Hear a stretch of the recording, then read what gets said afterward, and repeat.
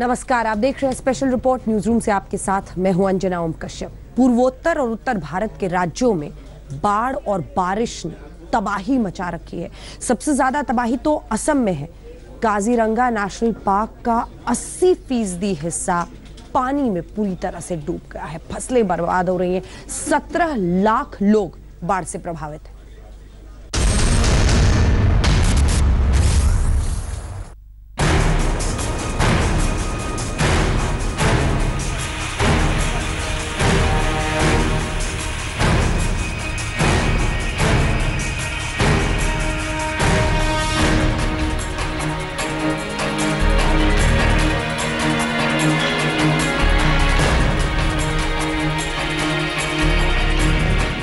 कुदरत के कहर से पूरा असम पानी पानी है। जहां तक नजर डालिए बस पानी ही पानी नजर आ रहा है। जहां गांव थे वहां पानी है, जहां खेत है वहां सिर्फ पानी है। जहां कुछ दिनों पहले तक बेखट के जिंदगी चल रही थी वहां अब सिर्फ पानी का राज है।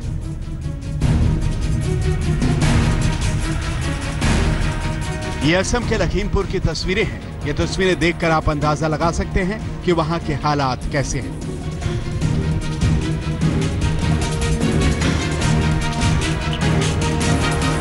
असम पर बाढ़ की मार कुछ ऐसी पड़ी है कि लोग अपना घर बार छोड़कर राहत शिविरों में गुजारा कर रहे हैं। बड़ी मुश्किल से उन तक राहत सामग्री पहुंच पा रही।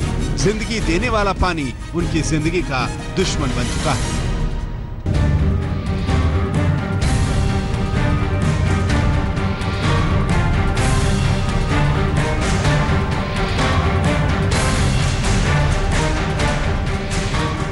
बाढ़ ने इंसानों को ही नहीं जानवरों को भी बेघर कर दिया है। काजीरंगा नेशनल पार्क में आमतौर पर गैंडों और हाथियों का राज होता है, लेकिन जंगल के रियासतदार बाढ़ के मारे बेचारे हो चुके हैं। किसी तरह ऊंचाई वाले इलाकों में पहुंचकर अपनी जान बचा रहे हैं। काजीरंगा नेशनल पार्क का 80% हिस्सा पानी में डूब चुका है। पार्क में कई फीट तक पानी जमा हो गया है। असम के मुख्यमंत्री सर्बानंद सोनोवाल ने काजीरंगा नेशनल पार्क का दौरा किया। स्टीमर में बैठकर सोनोवाल ने बाढ़ की विभीषिका का जायजा लिया।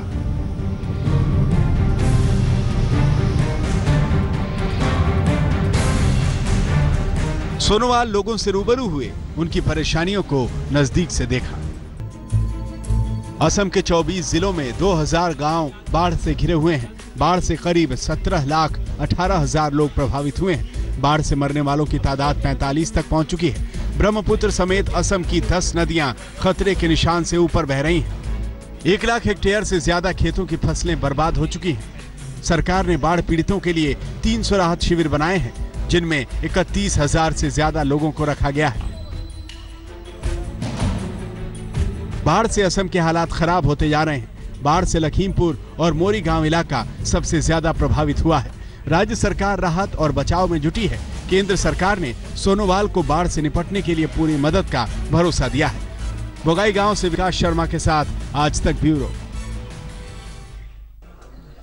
मध्य प्रदेश, बिहार, जम्मू कश्मीर, इन तमाम राज्यों में भी बारिश के साइड इफेक्ट्स दिख रहे हैं। सतना, कटनी, रीवा, मध्य प्रदेश के तमाम जिले प्रभावित हैं।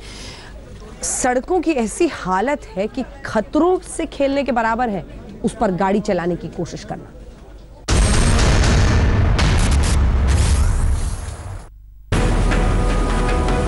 पानी का ये हाहाकारी रूप तो रोंगटे खड़े कर देने वाला है। यह मध्य प्रदेश के रीवा की नदी का नजारा है। यहाँ बाढ़ का पानी बवाल मचा रहा है। टमस नदी उफान पर है। रीवा में 154 मिलीमीटर बारिश के चलते पूरा इलाका पानी पानी है। प्रशासन ने अलर्ट जारी कर दिया है। साथ ही एनडीआरएफ, एसडीआरएफ और सेना की मदद मांगी गई है। बाढ़ से उफनाई टमस नदी के पुल पर पानी के वेग को यह ट्रैक्टर बर्दाश्त नहीं कर पाया। पुल पार करने से पहले ही ट्रैक्टर पानी में पलट गया। ड्राइवर ने किसी तरह जान बचाई। बाद में जेसीबी की मदद से ट्रैक्टर को बाहर निकाला गया।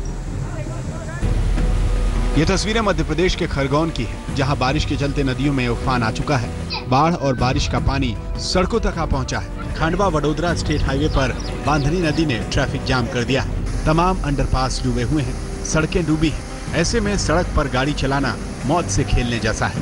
बारिश से ऐतिहासिक किले की दीवार ढह गई। में भारी बारिश हुई, इसके कारण हमारा खरगोन का प्राचीन किला था, उसकी दीवार ढह गई है, इसमें कुछ जनहानि नहीं हुई है।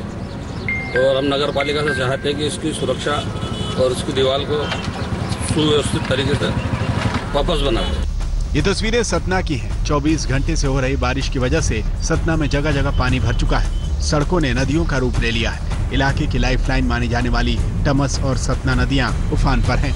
बारिश का पानी घरों में घुस गया है। सर्किट हाउस में पानी भरा हुआ है। मध्य प्रदेश ही नहीं, बिहार के तमाम इलाकों में बाढ़ और बारिश ने कहर बरपाया है। ये तस्वीरें सुपौल की हैं। यहाँ पुलिस थाने में थानेदार नहीं बल्कि पानी का कब्जा हो चुका है। पुलिस लाइन में पानी भर चुका है। कुछ गाड़ियां पानी में खड़ी हैं तो कुछ को किसी तरह ऊंचाई वाले हिस्से पर खड़ा किया गया है। बहुत चीज में दिक्कत है, उसमें ड्यूटी लग जाता है, ड्यूटी जाने में भी परेशानी है। अभी पानी देखिए रहे हैं, ढो करके ला रहे हैं बाहर से पानी, सब नल भी डूबा हुआ है, नहाने में परेशानी है, बाहर निकलने में परेशानी है। बिहार का खगड़िया भी बारिश के पानी में डूबा हुआ है। क्या स्कूल, क्या दफ्तर, यहाँ तो पूरा मोहल्ला डूबा हुआ है। जगह जगह पानी भरने के चलते आना जाना मुश्किल हो गया है। स्कूलों में पढ़ाई ठप है। ये दरभंगा का हाल है। यहाँ मेडिकल कॉलेज टापू बना हुआ है। चारों तरफ पानी ही पानी है। हॉस्टल से लेकर क्लासरूम तक पानी में डूबे हैं। मेडिकल कॉलेज में छात्रों की 15 जुलाई तक छुट्टी कर दी गई है। जो हाल मेडिकल कॉलेज का है वही बैंक का है। हर जगह बस पानी का कब्जा है। दरभंगा से प्रहलाद कुमार, खगड़िया से स्वतंत्र कुमार, सुपौल से रामचंद्र, सतना में योगी तारा, रीवा में विजय के साथ उमेश रेवलिया, खरगोन, आज तक। पहाड़ी इलाकों में भारी बारिश की वजह से हालात बहुत खराब हुए हैं। जो बड़े बड़े पर्यटक स्थल हैं, चाहे देहरादून हो, नैनीताल हो, ऋषिकेश, हरिद्वार, पहुंचते हैं वहां पर पर्यटक और उनका शोर रहता है इस वक्त। लेकिन फिलहाल लहरों का शोर है। सड़कें पूरी तरह से डूब गई हैं और भूस्खलन की वजह से 4 धाम यात्रा भी रोक दी गई है।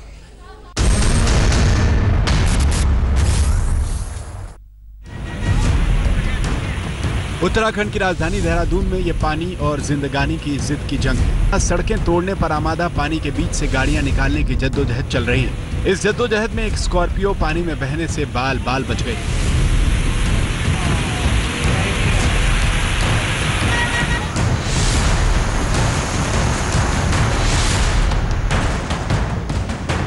देहरादून में बारिश और बाढ़ की सबसे ज्यादा मार पड़ी है। बादल नदी उफान पर है और अपने किनारे तोड़ने लगी है, जिसके चलते इसके आसपास बसे गांवों पर बाढ़ का खतरा मंडराने लगा है। गांव वालों के सामने मजबूरी है कि वो यहां से जाएं तो कैसे जाएं। देहरादून में कई जगहों पर बाढ़ का पानी सड़कों को भी अपने साथ बहा कर ले जा चुका है। बात अगर हम देहरादून की करें तो चाहे वो बिंदाल नदी हो, रिस्पना नदी हो या फिर ये बांदल नदी हो, हर तरफ पानी का ऐसा ही बहाव है, क्योंकि 24 घंटे से ज्यादा हो चुके हैं बारिश को होते हुए। यहाँ पर लोग हमारे साथ खड़े हुए हैं। आप यहाँ किस लिए खड़े हुए हैं? हम सुबह से इसलिए खड़े हुए हैं, हम एक तरफ से चौकीदारी दे रहे हैं पूरे गांव की। जो ऊपर से पानी का बहाव आ रहा है, जो बादल फटा, इसको पानी को देख रहे हैं कि पानी कितना बढ़ रहा, कितना घट रहा है। पानी जो घटने का नाम तो ले नहीं रहा, लेकिन बढ़ ही रहा है। यहाँ पे पुस्ता दे रखा, आधी तो बह गया। ऋषिकेश में गंगा की लहरें रौद्र रूप अख्तियार कर चुकी हैं। आसपास के इलाके जलमग्न हैं, सड़कें लबालब हैं, घरों में पानी घुस चुका है। कारें, मोटरसाइकिल सब पानी में डूबे हुए हैं। एक बेजुबान भी बाढ़ के पानी में फंस गया। तब इस शख्स ने इसकी मदद की और इसे पानी से बाहर निकाला। ऋषिकेश में गंगा की लहरों का शोर लोगों को डरा रहा है। ये बहुत तूफान में आ रही है, इसमें गांव को पूरा खतरा पहुंच रहा है। सारे गांव के ये खेतों में लगे पेड़ सारे बह रहे हैं, लोगों के खेतें बह गए हैं, लोगों के मकान बहने के कगार पे है। ये खतरा गांव के लिए बहुत भयंकर है। नैनीताल में भी लगातार भारी बारिश के चलते सड़कों पर कई फीट तक पानी भर चुका है। घर, मकान, बाजार सब पानी में समाये हुए हैं। सैलानियों की भीड़ गायब है। पर्यटन नगरी में सन्नाटा है। बस यहाँ लहरों का शोर है।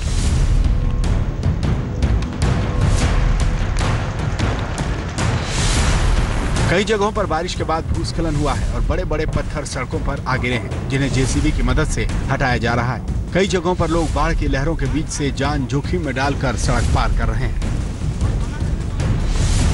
भारी बारिश से रुद्रप्रयाग का हाल भी बेहाल है। केदारनाथ मार्ग पर पड़ने वाले बरसाती नाले उफान पर आ गए हैं। इस बीच से तीर्थ यात्रियों को अपनी जान जोखिम में डालकर सफर तय करना पड़ा है। पुलिस और एसडीआरएफ के जवान रस्सी के जरिए यात्रियों को रास्ता पार करा रहे हैं। देहरादून से दिलीप सिंह राठौड़, ऋषिकेश से कृष्ण गोविंद, नैनीताल से लील सिंह बिष्ट के साथ प्रवीण खेमवार, रुद्रप्रयाग, आज तक। बीफ मिले ना मिले, हम तो पीटेंगे, यही लगता है नियम बन चुका है। और इसीलिए गौरक्षा से जुड़ी ये घटनाएं रुकने का नाम नहीं ले रही हैं। क्या कहें इन्हें, गौरक्षक कहें या गुंडे कहें, जिस तरह से एक शख्स को सिर्फ शक के बिना पर इस बेरहमी से पीटा।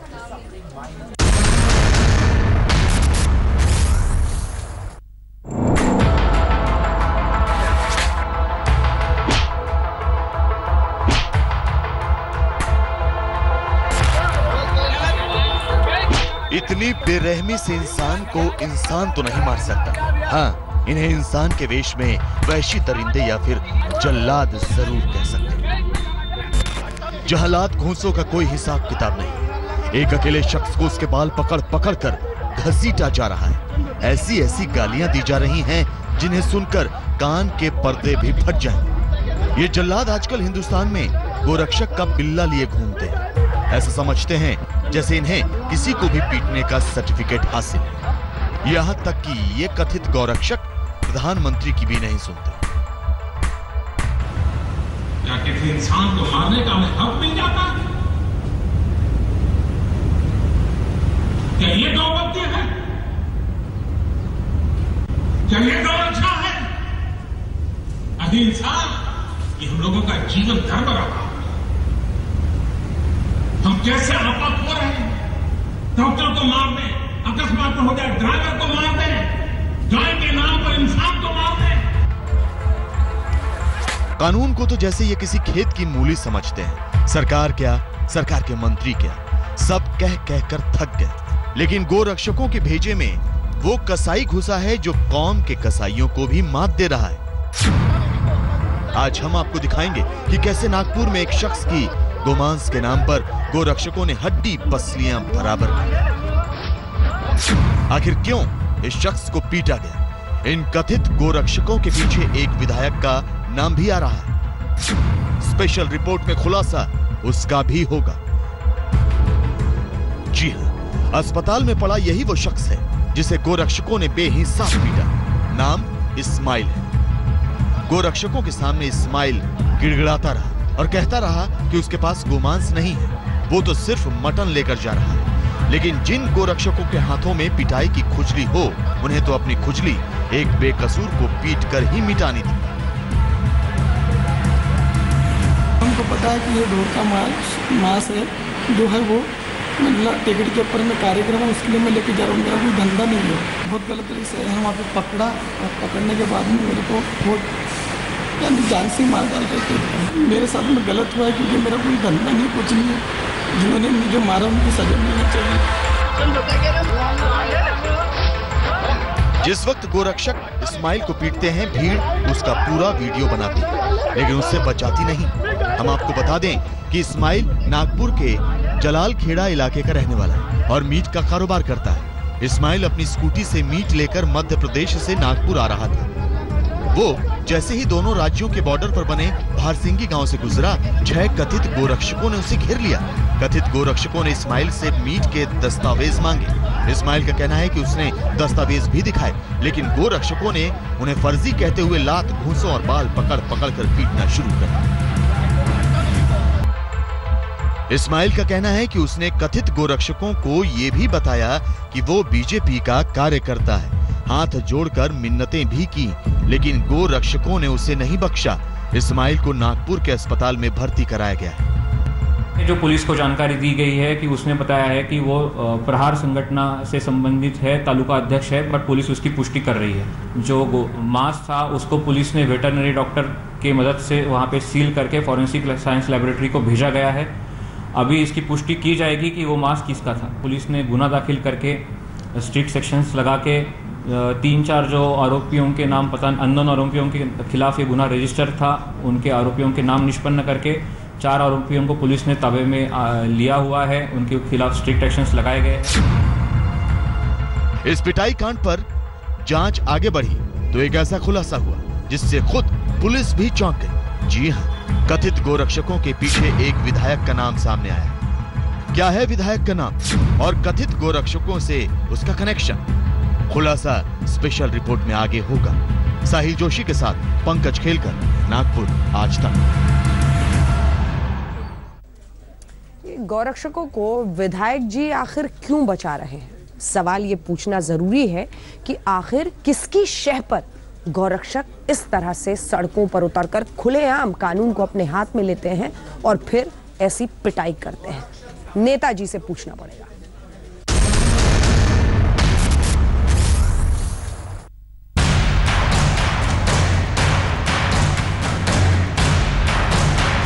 जो उत्तर प्रदेश में जो आग भड़की है गोमांस को लेकर, वो महाराष्ट्र तक पहुंच चुकी है।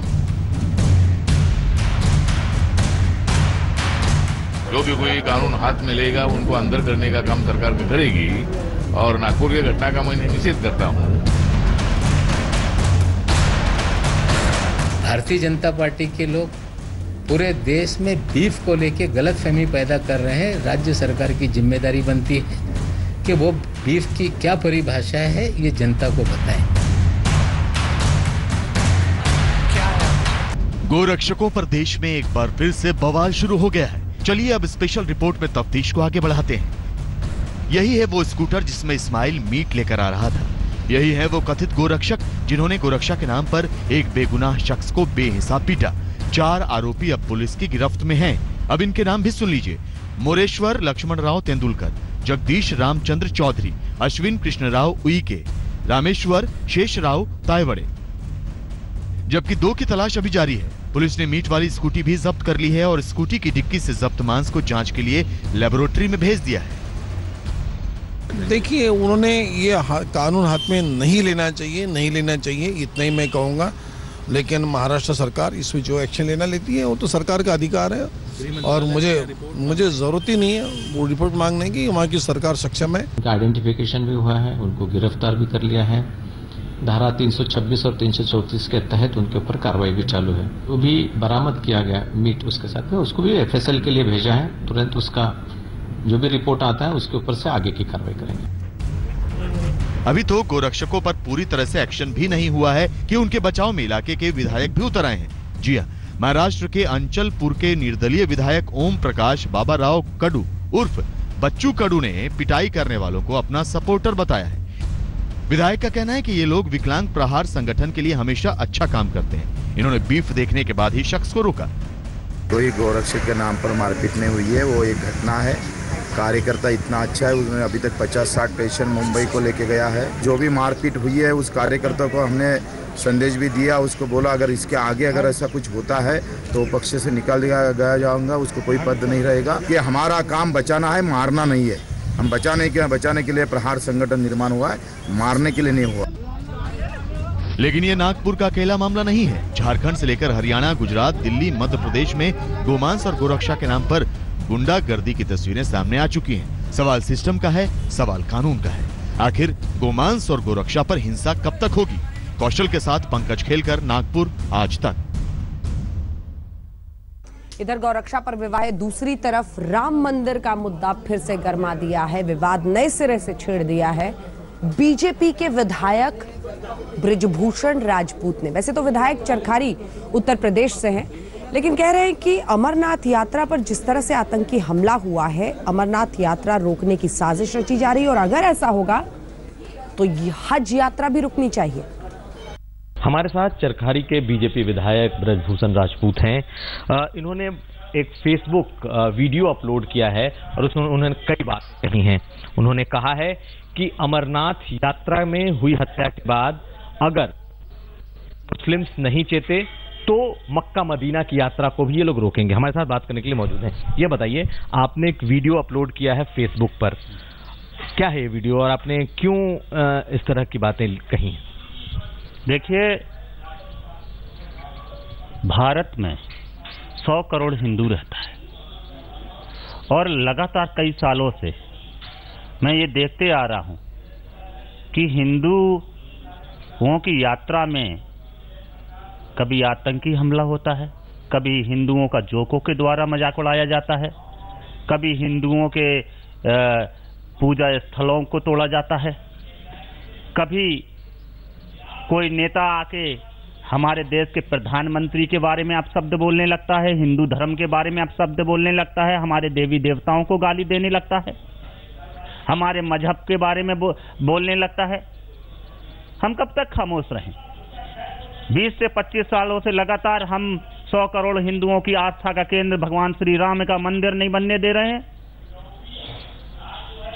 मगर हम 100 करोड़ लोगों ने कभी भी मुसलमानों को इस देश से भगाने की बात नहीं की।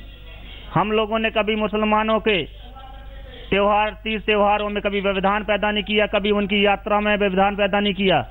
हमारी सरकारों ने लगातार उनकी मक्का मदीना हज यात्रा के लिए सब्सिडी दी, अधिक से अधिक लाभ देते हैं, मगर हम हिंदू कभी भी उन्हें नुकसान नहीं पहुंचाते हैं। अब क्या हो गया? अब आप देखिए अमरनाथ यात्रा पे हमला।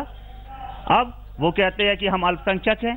क्या मैं आपसे पूछना चाहता हूं, लॉ अकॉर्डिंग 10% से नीचे लोग ही अल्पसंख्यक होते हैं, अब तो वो 21% से ऊपर है। वो अल्पसंख्यक कहां हैं? 3 हफ्ते तक एक गैंगस्टर के शव को डीप फ्रीजर में रखा गया। जी हां, राजस्थान की खबर है। डीप फ्रीजर में गैंगस्टर, इधर सड़क पर गदर। कई हजार लोग उसके लिए इकट्ठा हो रहे थे और जो कोहराम राजस्थान में मचा है, आखिरकार आज जाकर उसका अंतिम संस्कार हुआ।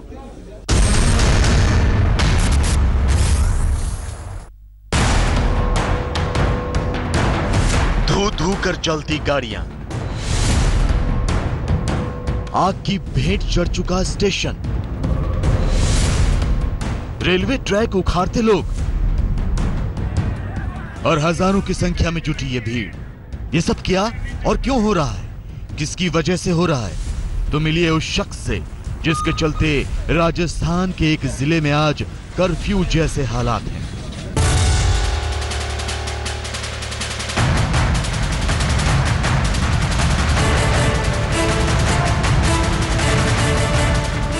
एक गैंगस्टर आनंदपाल सिंह जो हत्या, लूट, डकैती जैसी दर्जनों वारदात अंजाम दे चुका था। पढ़ा लिखा तो था ही, जुर्म की दुनिया में भी धाक जमाए हुए था। वो खुलेआम सिस्टम को चुनौती देता था। रॉबिन हुड जैसी शोहरत थी उसकी, यहां तक कि पुलिस की गिरफ्त से फरार चल रहा था। लेकिन 24 जून की आधी रात पुलिस या एनकाउंटर में मारा गया आनंदपाल सिंह। राजस्थान के नागौर जिले के लाडनू तहसील के गांव सांवरात का रहने वाला आनंदपाल सिंह पुलिस के साथ ज्यादा दिनों तक आंख मिचौली का खेल नहीं खेल सका। चूरू में 24 जून को एनकाउंटर में मारा गया। लेकिन इस गैंगस्टर के मारे जाने के बाद की तस्वीरें ज्यादा हैरान करने वाली थी। देखिए किस तरह राजपूत समुदाय के लोगों ने नागौर में उत्पात मचा रखा है। हजारों की संख्या में मौजूद इन लोगों ने नागौर की शांति भंग कर दी है। हालात इस कदर बेकाबू हो गए हैं कि यहां धारा 144 लागू करनी पड़ी है। एसटीएफ, आरएएफ, राज्य पुलिस सब तैनात हैं। और अब तक हुआ क्या, ये भी देखिए। पुलिस पर हमला, 20 जवान घायल, 3 लोग घायल, 1 की मौत। करीब 4 किलोमीटर लंबा रेलवे ट्रैक उखाड़ा, रेल कर्मचारियों के क्वार्टर्स में आग लगाई, सांवरात स्टेशन फूंक दिया, गाड़ियों में आगजनी की, जिले के एसपी परेश देशमुख पर हमला किया। यहाँ पर जिस तरीके का तांडव हुआ है उसमें जो एसपी हैं नागौर जिले के परेश देशमुख, उनके ऊपर भी हमला हुआ है। उनके गनमैन को बुरी तरह से पीटा गया है। एक प्रोबेशनर आईपीएस ऑफिसर हैं एडिशनल एसपी मोनिका सेन, उनके साथ बहुत ही ज्यादा अभद्र व्यवहार किया गया है।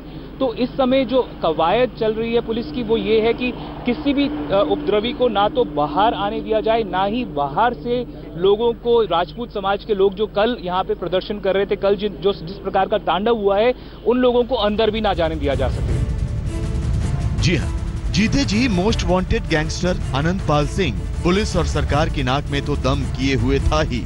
अब एनकाउंटर में मारे जाने के बाद भी राजस्थान सरकार के लिए परेशानी का सबब बना हुआ है। दरअसल आनंदपाल के लिए राजपूत समाज आंदोलन और हिंसा पर उतर आया है। करीब 50,000 से अधिक लोग सड़कों पर तांडव कर रहे हैं। ये आनंदपाल को रॉबिन हुड मानते हैं, अपने समाज का अगुवा समझते हैं। तो कहते हैं कि आनंदपाल को साजिश के तहत मारा गया, उसका एनकाउंटर फर्जी था। अगर सही एनकाउंटर है तो क्यों घबराती है सरकार, और गलत एनकाउंटर है तो ऐसे लोगों को सजा मिलनी चाहिए कि जिन्होंने गलत इनकाउंटर किया। खैर, फिलहाल हालात ये हैं कि आनंद पाल को लेकर सरकार और राजपूत समाज के बीच शुरू हुआ टकराव रुकने का नाम नहीं ले रहा। ऐसे में राजस्थान सरकार के साथ केंद्र की पेशानियों पर भी अब बल पड़ने लगे हैं। सवाल यह है कि राजपूत समाज की मांगे माने बगैर आखिर आनंद पाल को लेकर बीच का रास्ता कैसे निकाला जाए, ताकि सांप भी मर जाए और लाठी भी न टूटे। नागौर से मोहम्मद हनीफ और देव अंकुर वधावन के साथ शरद कुमार, जयपुर, आज तक। अमित का दिल 250 किलोमीटर की दूरी तय करके सोहेल में लग गया। जी हाँ, सुनने में अजीब लगता है, लेकिन अमित का एक रोड एक्सीडेंट हुआ और परिवार ने सोचा कि उसके अंगदान करेंगे। दूर सोहेल को जरूरत थी, 250 किलोमीटर दूर दूसरे शहर में था। वही दिल अमित का सोहेल के शरीर में लगा।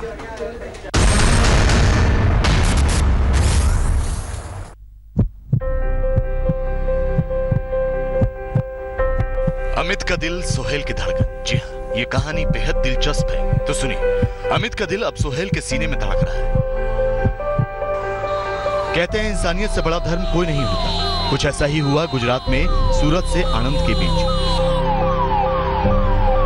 36 साल के सोहेल को अमित ने नई जिंदगी दी है।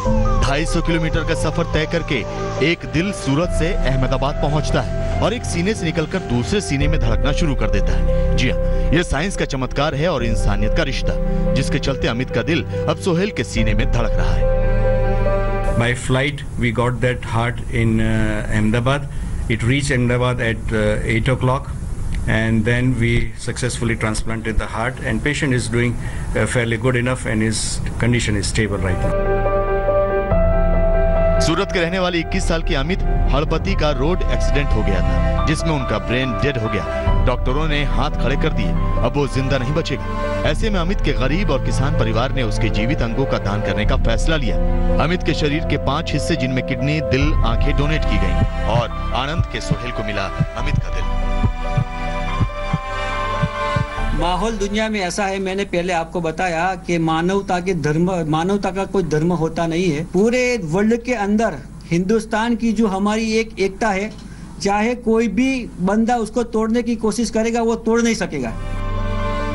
अहमदाबाद में ग्रीन कॉरिडोर बनाकर अमित के दिल को सोहेल के सीने में ट्रांसप्लांट किया गया और सोहेल का ऑपरेशन सफल रहा। परिवार वाले बेहद खुश है कि सोहेल को एक नई जिंदगी मिली है, क्योंकि उसके लिए ये दिल बहुत मायने रखता है। और खास करके जो दिल अब उसे मिला है, वो हिंदू के नाम से धड़केगा या मुसलमान के नाम से, लेकिन वो इंसानियत के नाम से जरूर धड़केगा। कैमरा पर्सन उज्जवल ओझा के साथ गोपी घांगर, अहमदाबाद, आज तक। इसी के साथ स्पेशल रिपोर्ट न्यूज रूम से इतना ही। सबसे तेज खबरों के लिए www.aajtak.in और देश दुनिया की तमाम खबरों के लिए आप देखते रहिए आज तक।